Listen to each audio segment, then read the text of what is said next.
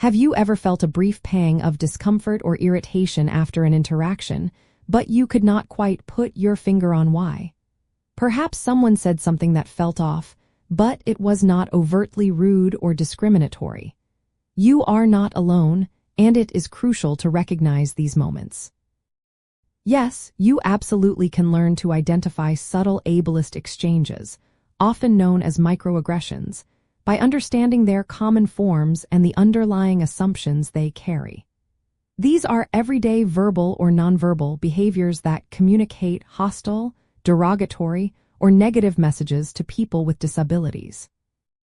The core mechanism behind subtle ableist exchanges is often unconscious bias, rooted in societal ableism, which is the belief that typical abilities are superior.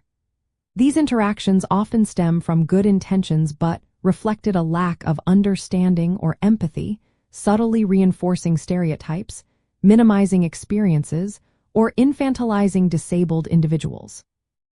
They create barriers by exhausting disabled people and reinforcing feelings of being othered, even without overt malice.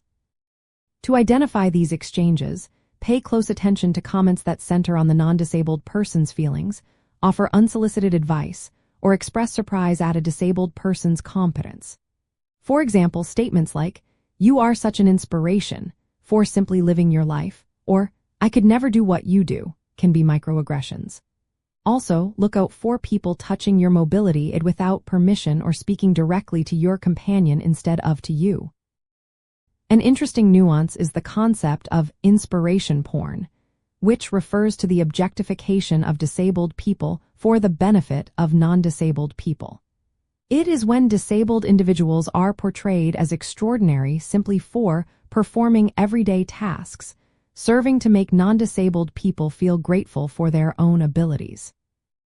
Recognizing these patterns helps you distinguish genuine compliments from subtle forms of ableism that diminish autonomy and reinforce stereotypes. By becoming attuned to these subtle dynamics, you gain a powerful tool for self-advocacy and emotional well-being. Identifying these exchanges is not about seeking offense, but about validating your experiences, understanding societal biases, and ultimately creating space for more authentic and respectful interactions in your daily life. It helps you navigate the world with greater clarity and confidence. If this resonates with you, like, subscribe, and share your truth with us.